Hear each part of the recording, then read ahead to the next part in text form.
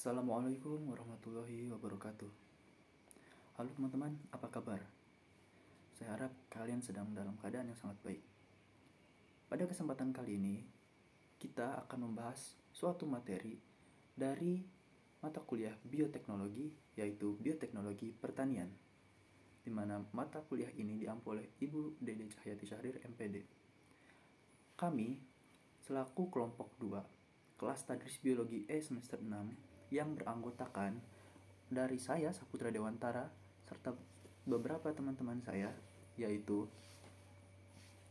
Agnita Prihandini, Rifa Fadilah, Salsabila Nuraskia, dan juga Sofia, akan membahas suatu materi yaitu bioteknologi pertanian yang akan mencangkup pertama yaitu definisi ataupun pengertian bioteknologi, yang kedua manfaat bioteknologi, yang ketiga teknik-teknik dalam pengaplikasian bioteknologi pertanian, dan yang keempat dampak perkembangan bioteknologi pertanian bagi masyarakat maupun pemerintah. Baik, kita mulai saja ke materi pembahasan yang pertama yaitu pengertian bioteknologi pertanian. Apa sih yang disebut sebenarnya dari bioteknologi itu? Nah, istilahnya itu pertama kali dikemukakan oleh Carl Ehrlich. Nah, beliau ini merupakan seorang insinyur berasal dari Hongaria pada tahun 1917, yaitu untuk mendeskripsikan produksi babi dalam skala yang sangat besar dengan menggunakan bit gula atau bibit gula maksud saya sebagai sumber pakannya. Nah, menurut Bull pada tahun 1982, bioteknologi ini merupakan suatu asas-asas sains atau ilmu pengetahuan alam dan rekayasa teknologi yang digunakan untuk pengolahan suatu bahan dengan melibatkan aktivitas jasad hidup untuk menghasilkan suatu barang maupun jasa. Diungkapkan oleh Nur Cahya pada tahun 2011.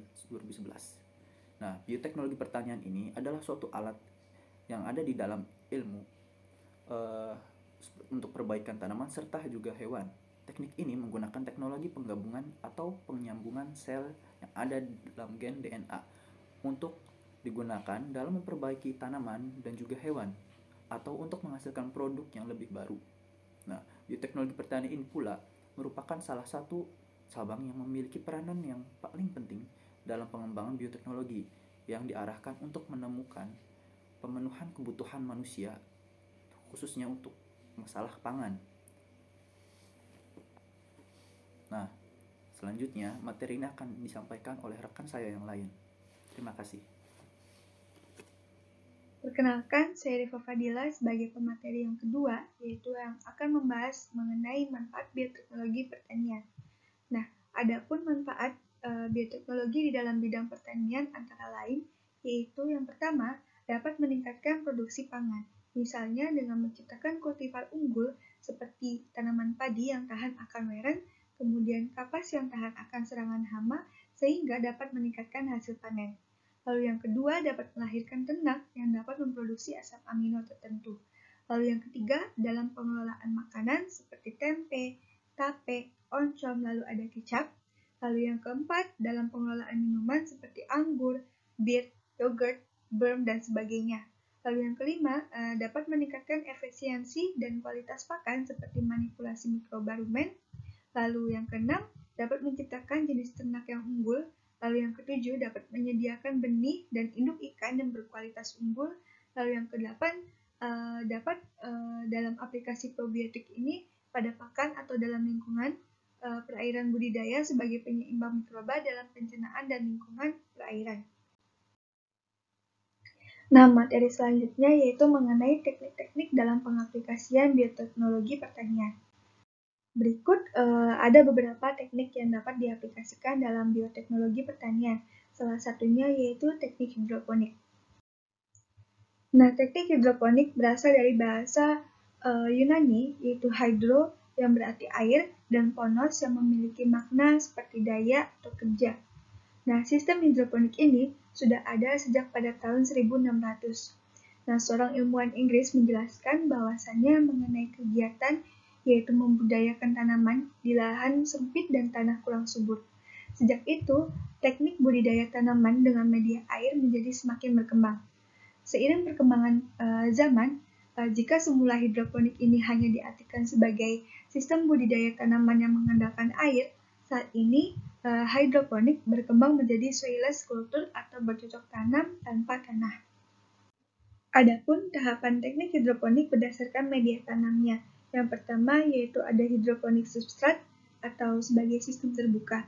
Nah, sistem ini tidak menggunakan air sebagai medianya, akan tetapi memakai media padat yang dapat menyerap atau menyediakan nutrisi, air, dan oksigen, serta di dalamnya sedikit mengandung bahan organik. Lalu media substrat itu diantaranya seperti arang, sekam, kerikil, perlit, vermiculit, dan pasir. Kemudian teknik hidroponik yang menggunakan media padat diantaranya seperti teknik statis, pasang surut, irigasi tetes, dan ran tuas. Nah, adapun tahapan yang kedua yaitu ada hidroponik non-substrat atau sistem tertutup. Nah, sistem ini merupakan model budidaya dengan meletakkan akar tanaman pada aliran air dangkal yang tersirkulasi dan mengandung nutrisi sesuai dengan kebutuhan sayuran. Nah, akar akan berkembang di dalam larutan nutrisi. Metode yang menggunakan non-substrat antara lain seperti nutrient film technique atau NFT, kemudian aeroponik dan deep water culture.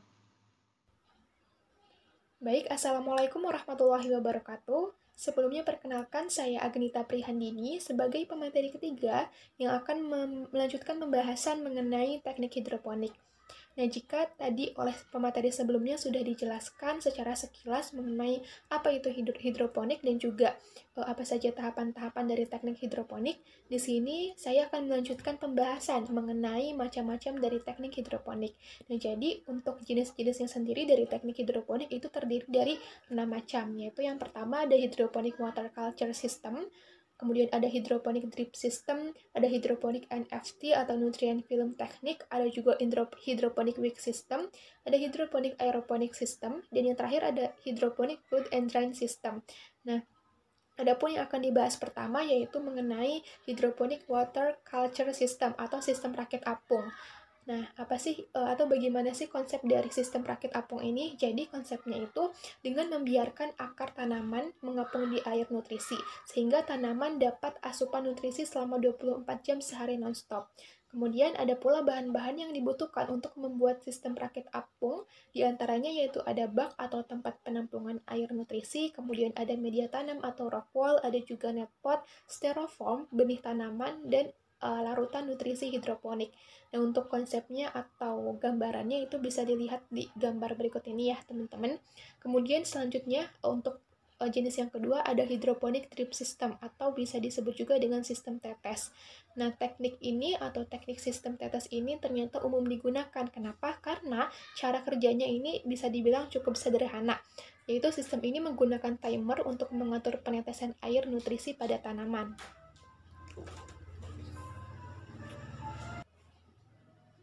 Kemudian selanjutnya yang ketiga yaitu ada yang dinamakan dengan hydroponic aeroponic system. Nah, jadi teknik ini itu menggunakan udara sebagai media tanam. Sesuai dengan namanya gitu ya, aeroponik. Jadi intinya konsepnya itu untuk aeroponik system dia menggunakan udara sebagai media tanamnya. Nah, konsepnya itu dengan cara membiarkan akar tanaman menggantung, lalu pada akar yang menggantung tersebut disemburkan air atau larutan nutrisi yang dibutuhkan oleh tanaman dengan menggunakan irigasi sprinkler. Jadi irigasi sprinkler ini alat yang membantu hidroponik pada sistem aeroponik ini. Kemudian ada pula bahan-bahan yang diperlukan. Yang pertama ada bibit tanaman, kemudian ada styrofoam, media tanam atau rock wall, ada sprinkler atau irigasi sprinkler, ada juga pompa air, ada pipa paralon dan etilen, dan juga ada larutan nutrisi hidroponik. Nah, selanjutnya yang keempat itu ada yang dinamakan dengan hydroponic wick system atau sistem sumbu. Nah, konsep dari cara bertanam hidroponik sistem sumbu ini yaitu dengan melalui pemberian nutrisi tanaman di media tumbuh melalui sumbu yang digunakan sebagai reservoir. Jadi akar tanamannya itu tidak tercerup langsung di dalam air, melainkan mereka tumbuh dalam beberapa bahan penahan air seperti rock wool atau sabut kelapa. Kemudian media tanam yang digunakan pada hydroponic wick system ini diantaranya yaitu dapat menggunakan kerikil pasir, kemudian serat atau serbuk kulit buah, kemudian ada juga kelapa, bisa juga menggunakan sekam bakar dan trap wall untuk menahan atau menyimpan air. Nah, adapun untuk sumbunya sendiri itu bisa menggunakan sumbu kompor, kemudian kapas atau kain bekas. Kemudian selanjutnya yang kelima yaitu ada hydroponic NFT atau nutrient film technique. Nah, pada metode NFT ini tanaman ditanam dengan akar yang langsung menyentuh lapisan air dan nutrisi yang tipis, sehingga pasokan nutrisinya itu selalu tersirkulasi dan juga terjaga. Kemudian sistem ini juga disebut dengan nutrient film technique. Kenapa? Karena pada sistem ini air dan nutrisi yang digunakan itu mengalir tipis seperti lembaran film dengan ketebalan 2-3 mm. Ini bisa dilihat untuk teknik NFT itu gambarannya seperti ini. Kemudian ada pun cara kerjanya dengan cara mengalirkan air dan nutrisi secara terus-menerus, dan air yang telah mengalir akan kembali dan melewati jalur yang sama secara terus-menerus. Kemudian yang nantinya hal tersebut akan membuat sistem hidroponik NFT ini sangat hemat air dan ramah lingkungan. Jadi salah satu beberapa keuntungan dari hidroponik NFT ini yaitu dia ramah lingkungan dan juga hemat air, karena air yang dialirkan itu secara terus-menerus akan mengalir dan akan kembali lagi gitu. Kemudian yang terakhir, teknik hidroponik yang keenam yaitu ada sistem hidroponik EBB and flow, atau nama lainnya yaitu fruit and drain system atau sistem pasang surut. Nah, teknik ini dapat dilakukan di sekitar rumah. Kenapa? Karena dia mudah untuk dibuat dan juga mudah untuk diimplementasikan di ladang sempit sekalipun. Nah, konsepnya itu dengan cara mengaliri sistem akar tanaman dengan larutan kaya nutrisi yang dilakukan berdasarkan ukuran periode tertentu. Kemudian bagian utama dari sistem pasang surut ini adalah menahan dan menyuplai air pada wadah dari tanaman yang ditumbuhkan gitu. Nah, selain dari teknik hidroponik, di dalam bioteknologi pertanian juga ada yang dinamakan dengan teknik kultur jaringan atau disebut juga dengan kultur in vitro. Jadi di dalam istilahnya, kultur jaringan ini merupakan suatu teknik yang berfungsi untuk menumbuhkan jasad multiseluler dalam medium padat maupun cair dengan menggunakan jaringan yang diambil dari jasad tersebut. Dan perlu diketahui juga bahwasanya teknik kultur jaringan ini merupakan suatu teknik yang digunakan sebagai alternatif perbanyakan tanaman yang medianya itu bukan menggunakan tanah, melainkan menggunakan medium buatan berupa tabung. Nah, kemudian perlu diketahui juga bahwasanya ada beberapa komponen yang perlu diperhatikan dalam penggunaan teknik kultur jaringan ini. Yang pertama ada bahan awal atau starting materials, di mana di dalamnya itu terdapat bagian-bagian tanaman seperti petiole atau pangkal pelepah daun, kemudian ada anter atau kepala sari, polen atau serbuk sari, kemudian ada petal atau helai mahkota, ada ovul, akar, dan lain-lain sebagainya. Nah, di mana untuk bagian-bagian tanaman tadi yang nantinya akan digunakan sebagai bahan awal kultur in vitro. Nah, bagian-bagian tanaman yang nantinya digunakan sebagai bahan awal itu dinamakan dengan explant. Kemudian yang komponen yang kedua yaitu ada medium yang sesuai. Kemudian yang ketiga yang perlu diperhatikan juga yaitu tempat kultivasi. Selanjutnya ada pula proses dan tahapan dari kultur jaringan. Ini ada beberapa tahap. Yang pertama yaitu diawali dengan pemilihan dan persiapan tanaman induk sebagai sumber explant. Nah, untuk pemilihan dan persiapan tanaman induk ini merupakan suatu hal yang sangat penting. Dan juga pemilihan tanamannya itu bisa dimulai dari jenis, kemudian spesies, dan varietas yang jelas. Tanamannya juga harus sehat dan bebas dari hama penyakit. Selain itu, persiapannya juga dilakukan di dalam laminar airflow atau juga dapat dilakukan di greenhouse. Kenapa? Agar tanaman yang ingin dikultur nantinya dapat tumbuh dengan baik. Selanjutnya, tahap yang kedua yaitu ada yang dinamakan dengan inisiasi kultur. Di mana tujuan dari inisiasi kultur ini yaitu untuk memenuhi prinsip aseptik dan juga aksenik. Nah, apa sih prinsip aseptik ini? Jadi, aseptik ini merupakan suatu prinsip yang membebaskan kultur jaringan dari mikroorganisme. Sedangkan kalau aksenik itu artinya bebas dari mikroorganisme yang tidak diinginkan. Adapun explant atau bagian-bagian tanaman yang digunakan atau yang dikulturkan dapat menginisiasi pertumbuhan tanaman yang baru, sehingga kita dapat memilih bagian tanaman yang paling baik untuk proses kultur selanjutnya. Nah, itu adalah tahap inisiasi kultur. Kemudian yang ketiga, yaitu ada tahap sterilisasi, di mana untuk tahap sterilisasi ini dilakukan untuk memenuhi persyaratan bahwa segala sesuatu usaha yang dilakukan dalam proses kultur jaringan itu harus terbebas dari kontaminan, artinya harus steril, terbebas dari bakteri apapun. Kemudian tempat yang steril yang berada di dalam laminar airflow, alat yang ingin dipakai juga harus disterilkan dengan menggunakan larutan etanol. Serta orang atau teknisi yang melakukan kultur jaringan juga harus steril. Nah, ini dinamakan dengan proses sterilisasi. Selanjutnya, setelah sterilisasi, lanjut ke tahap multiplikasi. Jadi, tahap multiplikasi ini dilakukan untuk menggandakan atau memperbanyak bahan tanaman dan juga memelihara bahan tanaman ini untuk dapat digunakan pada waktu-waktu tertentu. Perbanyakan dapat dilakukan melalui perangsangan pertumbuhan tunas cabang dan aksilar dan merangsang terbentuknya tunas pucuk yang adventif, baik secara langsung maupun melalui perangsangan kalus terlebih dahulu. Selanjutnya yang kelima yaitu tahap pemanjangan tunas, induksi dan juga perkembangan akar. Nah, tunas-tunas yang dihasilkan pada saat multiplikasi tadi itu dipindahkan dari media in vitro yang bersifat steril ke lingkungan luar untuk proses pemanjangan tunas. Di mana setelah tumbuh cukup panjang, tunas tersebut dapat diakarkan. Nah, pemanjangan tunas maupun pengakaran itu dapat dilakukan dengan sekaligus ataupun dengan tahapan satu persatu. Adapun untuk keberhasilan pada tahap ini, itu ditentukan oleh mutu yang dihasilkan pada proses sebelumnya. Jadi, jika proses sebelumnya baik, maka mutu yang dihasilkan pun nanti akan baik juga. Seperti itu. Kemudian yang selanjutnya yaitu ada tahap aklimatisasi. Jadi, aklimatisasi ini merupakan suatu proses pengkondisian planet atau tunas mikro. Atau jika pengakaran dilakukan di mana tunas mikro ini jika pengakaran dilakukan secara ex vitro dinamakan dengan tunas mikro. Nah, untuk aklimatisasi ini dilakukan di lingkungan yang baru. Kemudian lingkungan baru yang dimaksud di sini ialah lingkungan yang non aseptik seperti botol dengan media tanah atau pakis sehingga planet dapat terus bertahan menjadi tanaman yang siap untuk diindukkan. Aklimatisasi juga merupakan prosedur yang sangat penting dan kritis di dalam keseluruhan proses kultur jaringan, di mana untuk keberhasilan kultur jaringan ini dinyatakan berhasil jika planet dapat diaklimatisasi ke lingkungan eksternal dengan tingkat keberhasilan yang tinggi.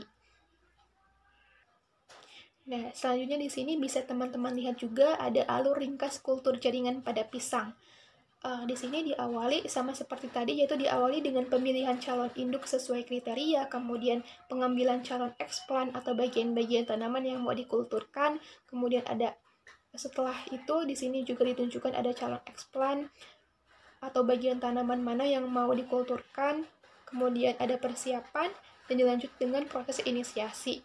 Setelah itu dilanjut dengan proses multiplikasi, kemudian di sini juga ditunjukkan ada subkultur, kemudian sudah mulai pengakaran, setelah subkultur dilanjutkan dengan proses pengakaran, kemudian setelah itu ada aklimatisasi. Dan baru yang terakhir adalah proses peremajaan pisang itu sendiri. Ini adalah salah satu contoh dari kultur jaringan pada tumbuhan pisang. Nah, selanjutnya di sini terdapat beberapa dampak positif dan juga dampak negatif dari penggunaan teknik kultur jaringan pada tumbuhan. Nah, adapun untuk dampak positifnya, yaitu yang pertama, bibit yang dihasilkan itu akan bervariasi, kemudian pengadaan bibit tidak bergantung kepada musim, kemudian dapat menghasilkan bibit yang banyak dengan waktu yang singkat. Selanjutnya, biaya transportasi di dalam teknik kultur jaringan juga terbilang lebih murah dan juga mudah. Kemudian bibit yang dihasilkan juga tentunya terhindar dari penyakit karena salah satu tahapan di dalam proses kultur jaringan ini adalah sterilisasi. Jadi bibit yang dihasilkan tentunya nanti akan terhindar dari penyakit. Kemudian dampak positif yang lain bibit yang diperoleh juga nantinya akan mempunyai sifat yang sama dengan induknya, dan metabolis sekunder tanaman dapat segera diperoleh tanpa menunggu tanaman dewasa. Itulah beberapa dampak positif dari penggunaan teknik kultur jaringan. Nah, selain dari dampak positif, di dalam penggunaannya juga teknik kultur jaringan ini akan menimbulkan dampak negatif, diantaranya yaitu yang pertama, teknik ini memerlukan proses aklimatisasi. Kenapa? Karena penyesuaian tempat hidup tanaman. Kemudian di mana untuk aklimatisasi mungkin membutuhkan proses yang harus benar-benar matang. Kemudian memerlukan biaya awal yang relatif mahal. Kemudian hanya mampu dilakukan oleh orang dengan keahlian khusus. Selanjutnya dalam kultur sel hewan, hasil kultur ini tidak dapat menghasilkan individu baru selain kultur embrio. Dan yang terakhir yaitu dampak negatifnya tidak dapat mengubah sifat tanaman yang dihasilkan. Itulah yang dapat saya sampaikan. Kurang lebihnya mohon dimaafkan. Nah, untuk materi selanjutnya akan dibahas oleh pemateri yang keempat. Baik, materi selanjutnya yaitu tanaman transgenik. Tanaman transgenik merupakan tanaman yang telah disusupi DNA asing sebagai pembawa sifat yang diinginkan. Tujuan dari tanaman transgenik adalah untuk memindahkan gen tersebut untuk mendapatkan organisme baru yang memiliki sifat yang lebih baik. DNA tersebut dapat berasal dari tumbuhan yang beda jenis. Untuk menghasilkan tanaman transgenik dibutuhkan teknik rekayasa genetika dan vektor sebagai pembawa gen sifat yang diinginkan. Sebagai vektor yang digunakan DNA yang berasal dari bakteri Agrobacterium tumefaciens yang lebih dikenal dengan nama TI plasmid atau tumor inducing plasmid. Plasmid memiliki kemampuan untuk masuk ke dalam sel tumbuhan selama proses infeksi. Nah, berikut merupakan tahapan tanaman transgenik, yaitu yang pertama, TI plasmid dikeluarkan dari sel bakteri. Nah, TI plasmid ini dipotong pada sisi yang spesifik dengan menggunakan enzim restriksi. DNA yang berasal dari sel tanaman dipotong dengan menggunakan enzim restriksi yang sama agar diperoleh sisi yang spesifik. Kemudian, gen tanaman yang membawa sifat yang diinginkan dipisahkan dari DNA-nya. Gen tersebut selanjutnya dimasukkan ke dalam plasmid sehingga menghasilkan DNA rekombinan. Plasmid yang telah mengandung gen tersebut dimasukkan ke dalam sel tanaman yang dikultur. Saat ini sel tanaman telah memiliki gen dari tanaman lain. Terjadilah regenerasi sel tumbuhan yang akan terus mengalami pembelahan hingga menjadi satu individu tanaman baru. Tanaman baru ini memiliki sifat baru yang diinginkan dan merupakan tanaman hasil transgenik. Tentunya teknik transgenik ini memiliki dampak positif dan dampak negatif. Adapun dampak positifnya yaitu yang pertama, rekayasa transgenik dapat menghasilkan produk lebih banyak dari sumber yang lebih sedikit. Rekayasa tanaman dapat hidup dalam kondisi lingkungan ekstrim sehingga lebih mudah dikembangkan dan mengurangi bahaya kelaparan. Makanan dapat direkayasa agar terasa lebih lezat dan menyehatkan. Menghemat devisa karena tanaman transgenik tidak membutuhkan banyak pestisida ataupun bahan kimia lain, mereduksi kehilangan dan kerusakan, mengurangi resiko gagal panen.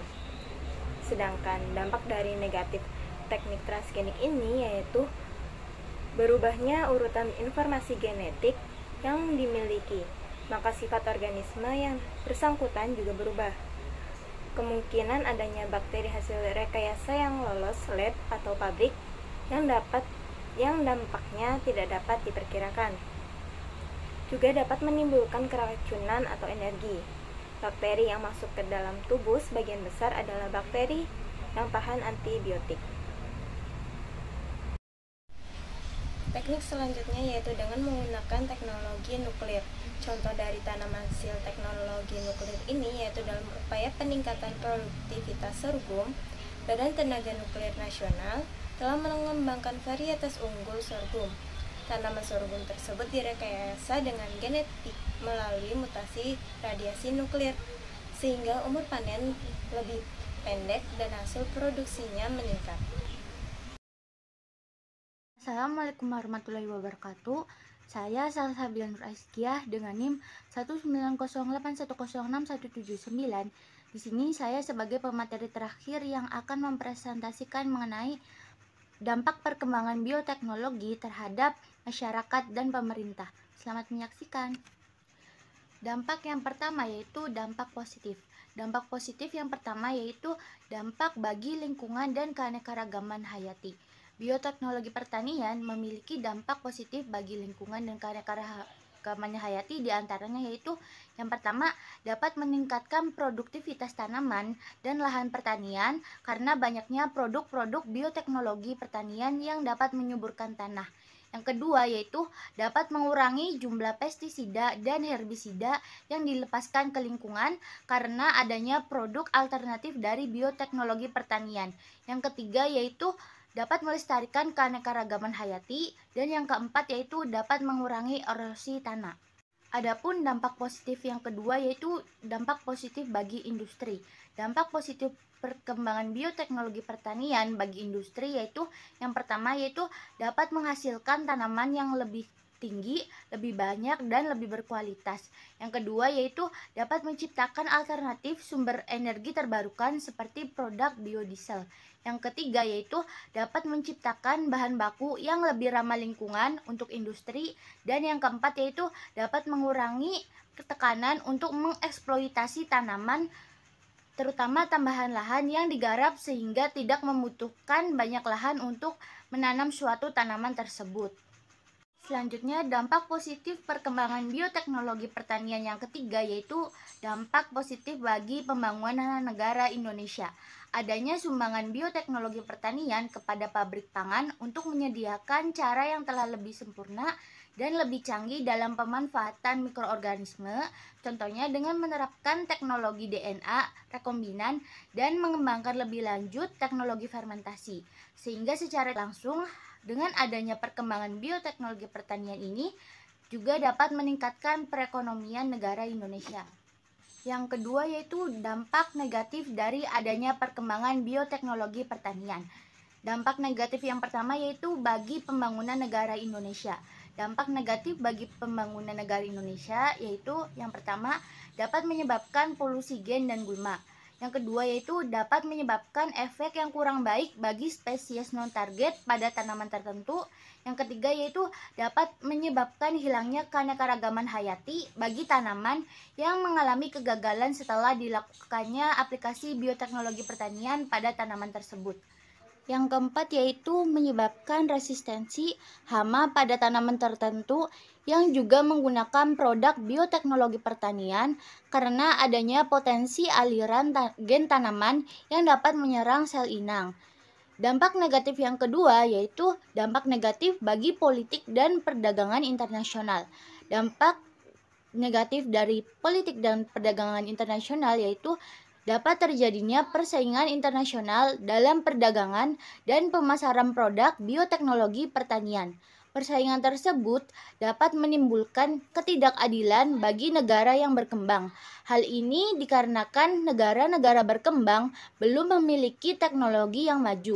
Sehingga dengan adanya kesenjangan teknologi yang sangat jauh tersebut menyebabkan negara yang berkembang sulit mengembangkan produk-produk bioteknologi pertanian yang modern. Adapun kesimpulan dari presentasi kali ini yaitu dapat disimpulkan bahwa bioteknologi pertanian merupakan suatu alat baru dalam ilmu perbaikan tanaman serta hewan. Teknik ini digunakan teknologi penggabungan atau penyambungan sel dan gen atau DNA untuk digunakan dalam memperbaiki tanaman dan hewan atau untuk menghasilkan produk baru.